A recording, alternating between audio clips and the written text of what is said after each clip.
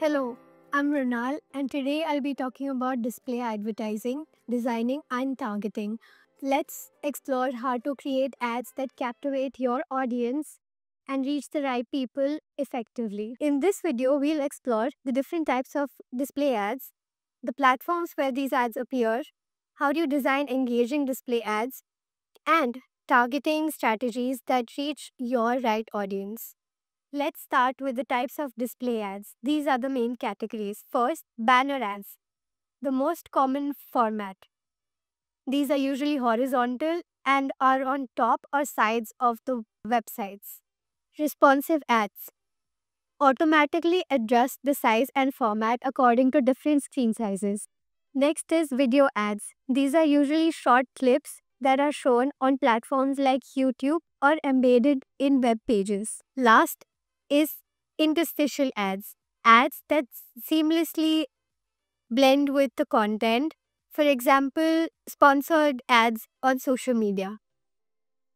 Each type has a specific purpose. For example, native ads can be used to not disturb the content and give a good user experience, whereas interstitial ads can be interruptive and might be too disturbing if overused. So, where do these ads appear?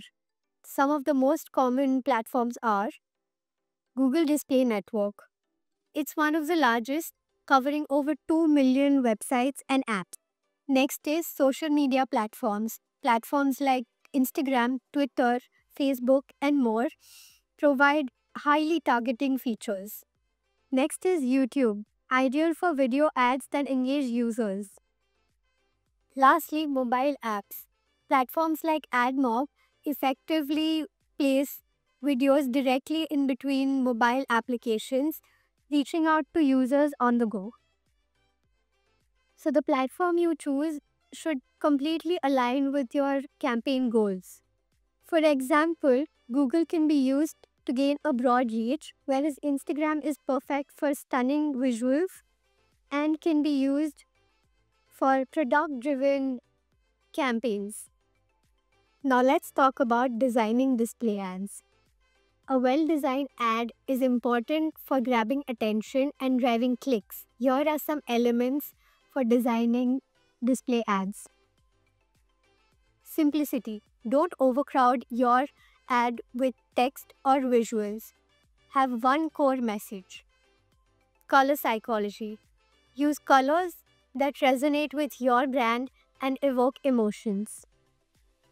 Readable fonts. Keep the text clear and bold, especially for mobile users. Strong call to action, that is CTA. Phrases like shop now or sign up today should stand out to navigate the user to the final goal. And lastly, high quality visuals. The visuals that you use in your ad should be crisp, clear, and engaging. High resolution images and professionally designed graphics can significantly enhance your ad's appeal. On the flip side, if you use low quality images such as pixelated images or poorly designed graphics, it will discourage potential customers to end up making a purchase or interact with the brand. Let's look at some real life examples now. On the left side, you can see Nike's ads. They have a bold, simple textual format. They use clear messaging, which is simple, focused, and impactful to the customers.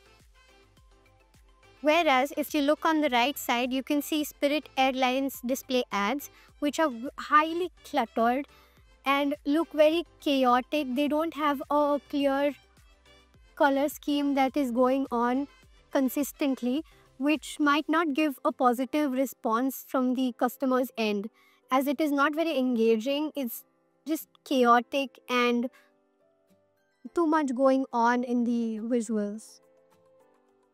In this next example, on the left, we have Airbnb and their advertising banner ads. Airbnb's ads seamlessly blend into the platform's aesthetic. featuring stunning high-quality visuals and subtle yet effective CTAs. Whereas on the left side, you can look at some clickbait ads, often seen or appear in not very reputable brands, although they generate clicks really fast and then lose the click rate eventually. Even the best designed ad won't work if it's shown to the wrong audience. Here are some important targeting strategies. First, demographic targeting. Use age, gender, and income information in order to target the audience. For example, Louis Vuitton uses high income targeting methods to target urban areas. Second is behavioral targeting based on users' online activity. For example, the websites they visit or phrases they search for. Next is contextual targeting, showing ads that are relevant to the content. For example, showing fitness ads on a health-conscious blog. Lastly, retargeting, re-engaging with customers that have already interacted with your website or your brand before. To wrap up, this is what we have learned.